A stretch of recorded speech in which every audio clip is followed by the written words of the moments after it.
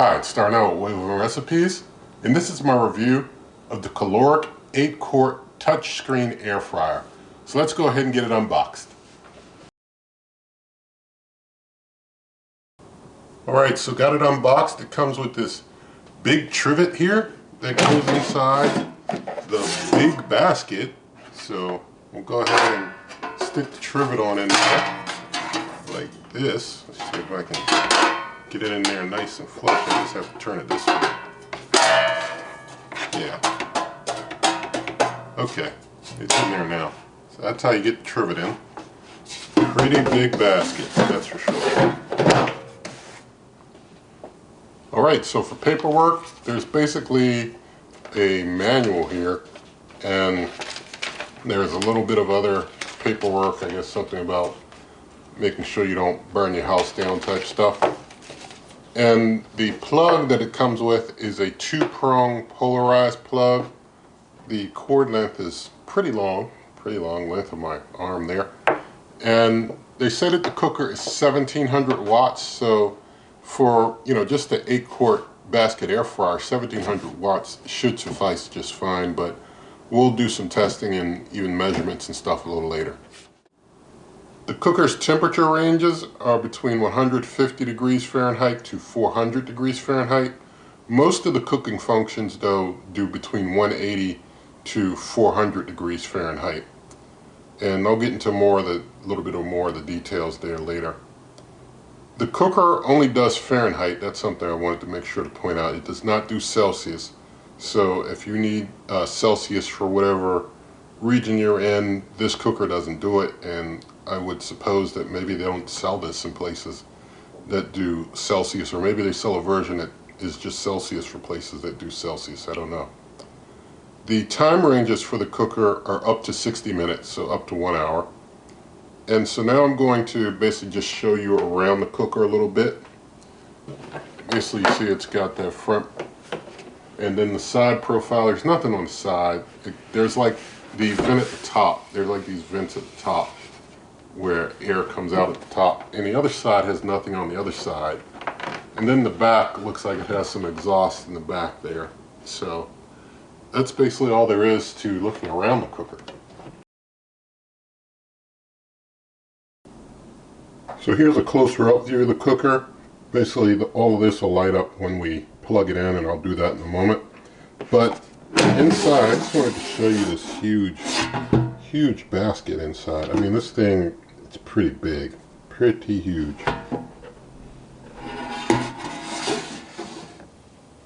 Okay, so now we have the Kalorik next to the Ninja Foodie 8-quart 2-basket air fryer, which has 2 4-quart baskets. So we got one 8-quart basket is one big basket versus 2 4-quart baskets. So I want to do a little comparison here between the two of them.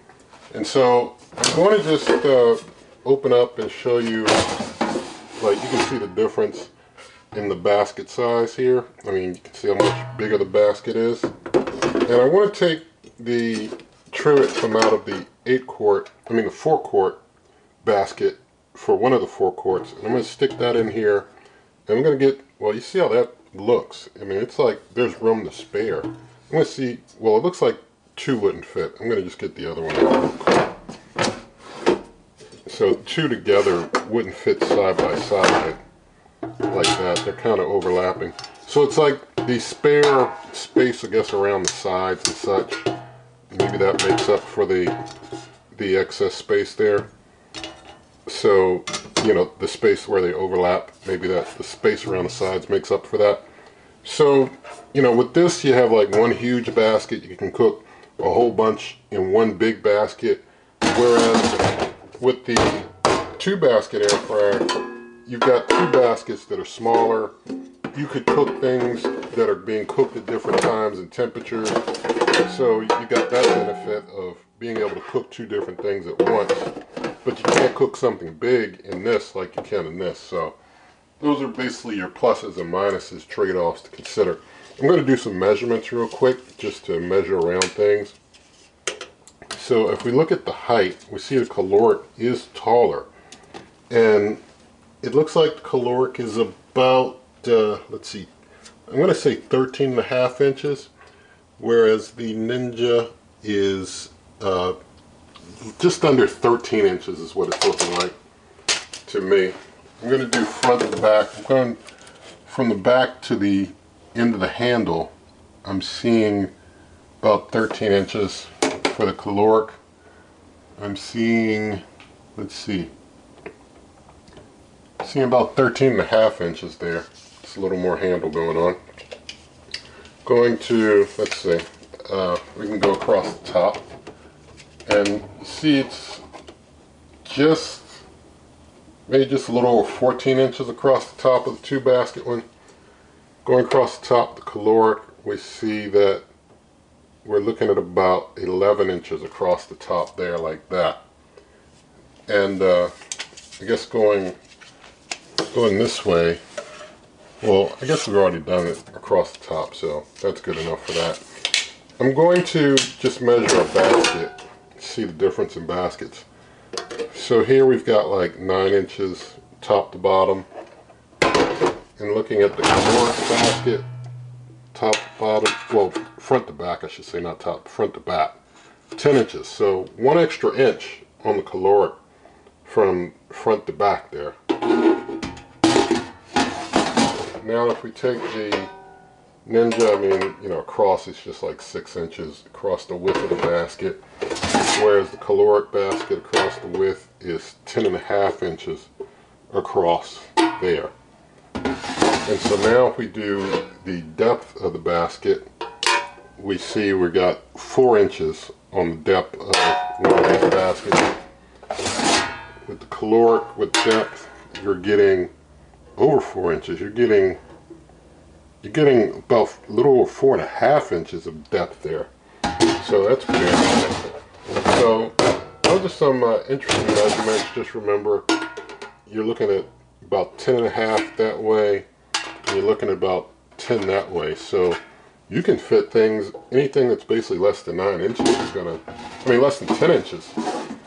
Less than 10 inches is gonna fit in there. That's pretty nice. So with that said, I've got a 9-inch bake pan here, round bake pan, and it fits. Look at that, a 9-inch round bake pan fits in that basket because the basket is that big. You can put a 9-inch round bake pan in there. That's pretty nice for a basket air fryer, for sure.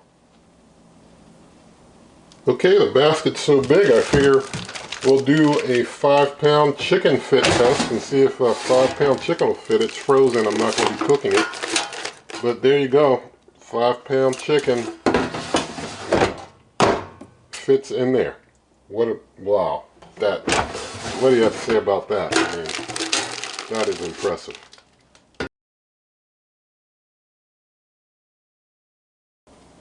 So now I'm going to do an initial plug-in. So here's our plug, going to plug that on in. Power outlet, we see things kind of beat there real quick, gave us a quick flash. So just going to power on. And I think I'm going to turn the light off. I think that my big light, it might be drowning the display out a bit. Okay, so I think you can see the display much better now. And now that I hit the power on, you basically can see that there's different options that I'll be trying to go through with you some, but it's like different foods that you can hit buttons on to cook different things, different presets. But they do point out that when you want to start a cook from just this initial plug-in and turning things on, it's at 370, 15 minutes. You could start cooking right now just like that. Just hit this, I think the start button is what is supposed to start it going. So there you go, starts cooking. And then I could turn it off by hitting that button to turn it off. So I could just start immediately cooking at that setting if I wanted to just start right away.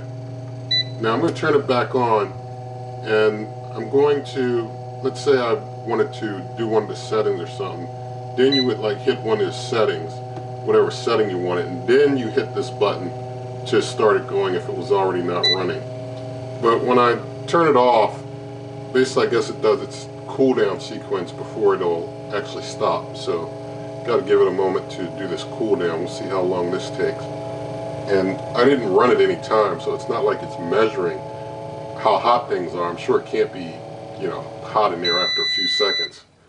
It's just doing a standard amount of time is what I'm thinking for this cooldown that it does, just as a standard practice. But like I said, you can turn it on and you could select a function and then you could hit this button. But this button is how you start your cook. So any function you're going to use, you can do your function and adjust your time, adjust your temp, and then bang, you hit that to start cooking.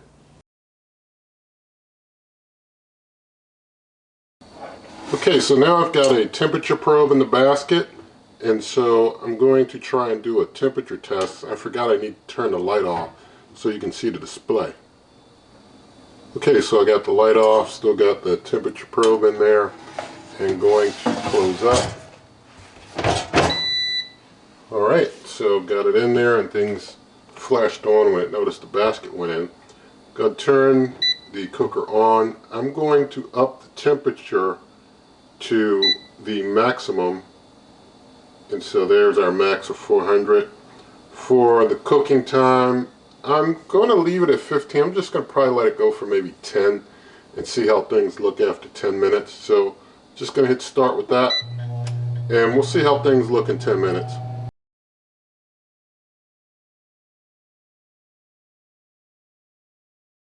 Alright, so let things go for 10 minutes. Going to open up quick to try and look at what the temperature is reading, and it looks like it's reading 400. It looks like it's reading 400 spot on, or maybe if it was above, it was just slightly above.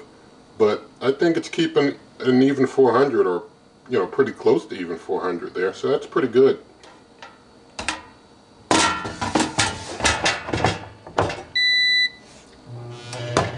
Then when I put it back in, you see that it basically continues cooking again. While it continues cooking, I'm going to do some feeling around.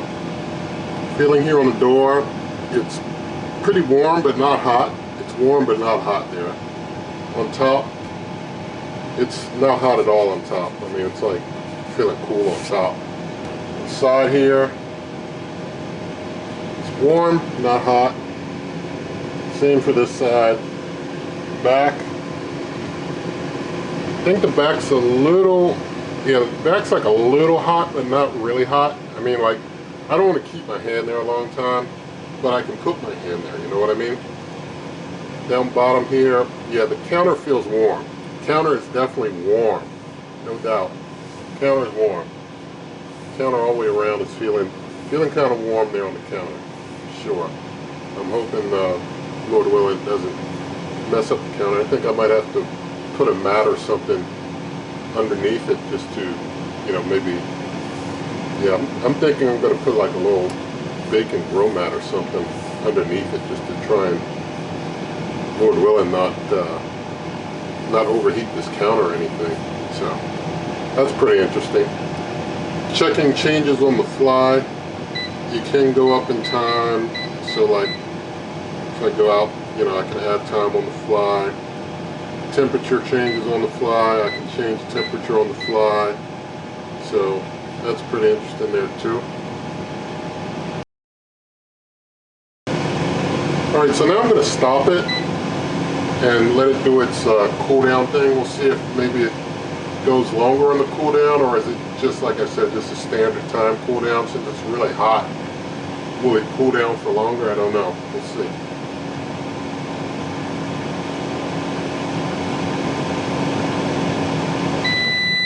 Yeah, so it's just basically a standard time cooldown that it's doing. I can't stop that beeping, so I do apologize for that. I want to turn it on now, and you see it didn't like remember the last cook. It didn't like keep that locked in for me. So every time you turn the cooker off and on, it's going to forget what you cooked the last time.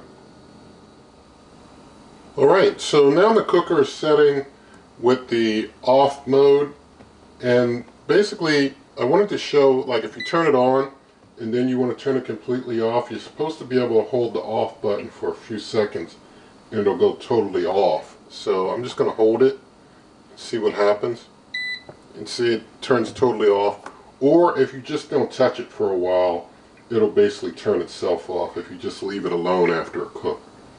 So I'm going to go into some details about some of the functions on this cooker. Now the manual mentions that if you double press the reheat button, it can work as a preheat, but I'm not seeing that when I double press it. It's not showing me any indication of that, and I tested like just trying to do a quick cook.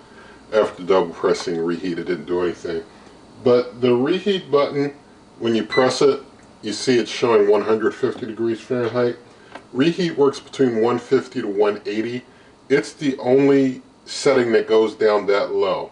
So reheat goes between 150 and 180. All the rest of them do between like 180 and 400 degrees Fahrenheit. So with all the other settings, like there's a french fry, there's like a piece of shrimp there, there's a piece of chicken. Really all these are just changes of different time and temp. They are not really changing the air fryer function at all. There's, I think this maybe is supposed to be a piece of cake, maybe. But basically they're all just different times and temp defaults is what they really are. I mean, it still functions as an air fryer and doing air frying no matter what button you press. It's just if you want to use one of the presets or you just want to put time and temp in manually yourself. Okay, I usually don't do a toast type of test on basket air fryers, and I don't know what's going to happen, but I'm just going to try it anyway. So I got one slice of my almond flour whole wheat bread. Recipe is available here on the channel. I'm only going to use one because I don't want to mess up two if I mess this up, because like I said, I don't know what's going to happen. It's pretty hot from like the temperature testing and stuff still, so basically doing this with a already pretty hot cooker, or pretty warm in there. So I'll turn it on, and I'll just go ahead and bump it up to the max just to see what happens. And I'm going to drop the time down to, let's do 4 minutes. It's already hot, we'll do 4 minutes. So I'm going to let that run, see what happens. Okay, 4 minutes in an already hot air fryer. We'll see what it did to my bread. I'm going to go ahead and go in right now. And looks like the bread, I don't think it like flew up to the top or anything. I didn't hear like the bread fly up to the top or anything like that. And so you see that it gave a pretty good toasting on that side for 4 minutes, but it's already hot. Backside, you see that there. So, you know, if you want to do toast in there, you can. I don't know what your store-bought bread is going to do. This almond flour whole wheat bread is a little heavier than the store-bought stuff, but it's able to do it there. And, you know, I guess since it was already hot, if you wanted to toast your bread, you might need a little more or less time depending on your preference or whatever. But this takes a little longer to cook to get a toasting on than the regular store-bought type of bread. So now I'm going to try and see what happens if you try and bake up cookies in this basket air fryer. So I've got my almond flour chocolate chip cookie dough here, and I'll flash the recipe for it on the screen as far as the ingredients that are used in this.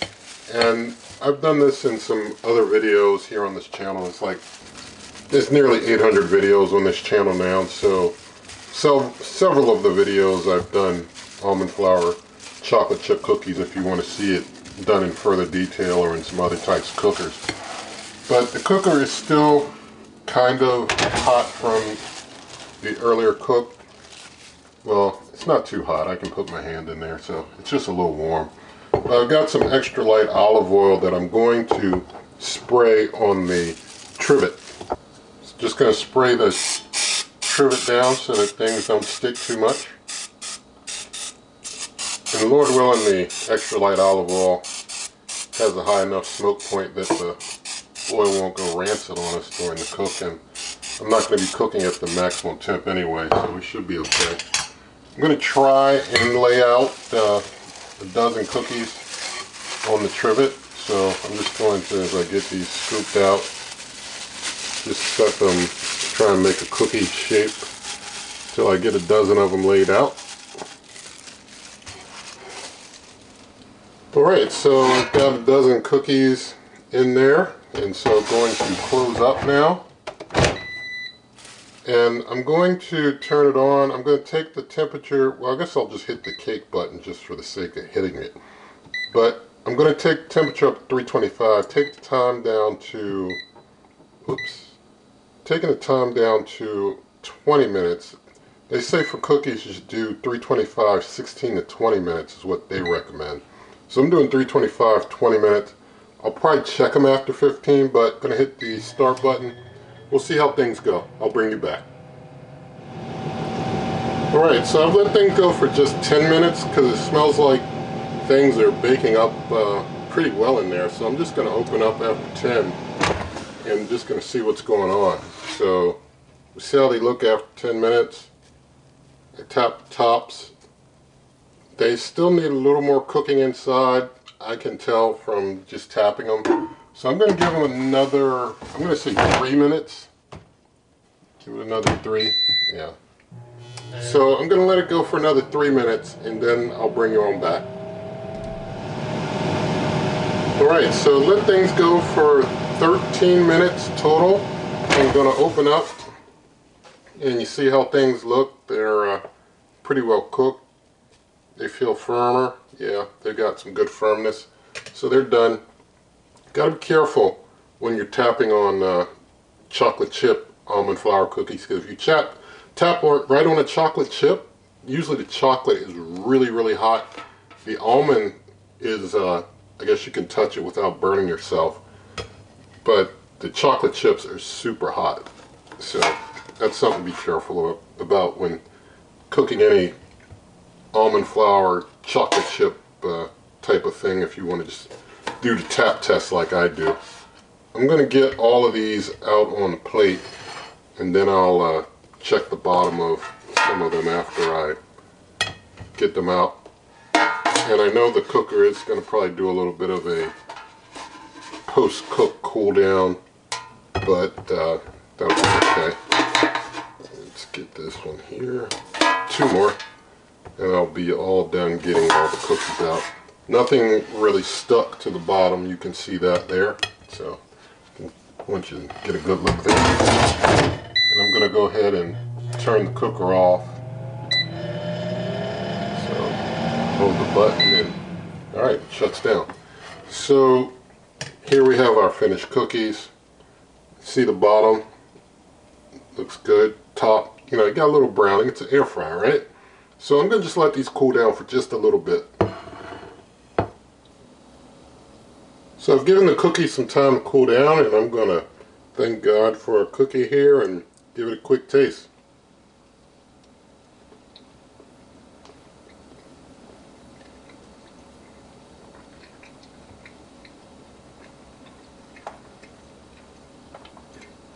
Okay, I probably shouldn't have put it back on the pile of other cookies, but tastes good, turned out good. The air fryer is able to do baking. So for an air fry test, I've got a piece of frozen cod here that I've put some extra light olive oil on and I've seasoned with some Old Bay. And I'm going to put that on into the basket here. The basket, it doesn't feel hot. It's a little warm from the earlier cook, so it's a little warm in there. But putting the filet right there on the basket, on the tray, close up, turn it on, and just for the sake of hitting the button, I'm going to hit the button with, looks like a shrimp, I guess. So I guess maybe that's seafood. But I'm going to take the temperature up to 375. And time, I'm going to use about, I don't think I'll need 20, but I'm going to set it to 20 and hit start. And I'll maybe check this in a little while, see how it's looking. Well, there we go. So I'll bring you on back. So I've let things cook for 15 minutes and I'm going to go ahead and check real quick. I got my Thermapen here and I'm going to just stick it in and see what the temperature of the meat is. And the meat is 161, so 15 minutes was a little long. I didn't open it up at all to turn the meat or anything of that sort. But going to go ahead and get it on out now. So just set it here. I guess if I can see if I can show you the bottom, you can see underneath. Well, I need to stop that. I'll let it do its little cool down routine since it's the last cook of the day for me with it. I don't know if you can see underneath, but let's see if I can see underneath. Yeah, underneath looks a little, got a little cook on the bottom. Sorry about that beeping. Got a little cooking on the bottom. Let's see, if I put it on the plate, I can kind of like hold it up to the side on the plate. You can kind of see underneath a little there. But I'm just going to give it a little time to cool down, and then I'll just do a quick taste test of that. Alright, so I'm going to thank God for this cut of fish here. And I guess when you cook yours, maybe you can cook it for a little less time. It's up to you. But going to do a quick taste here.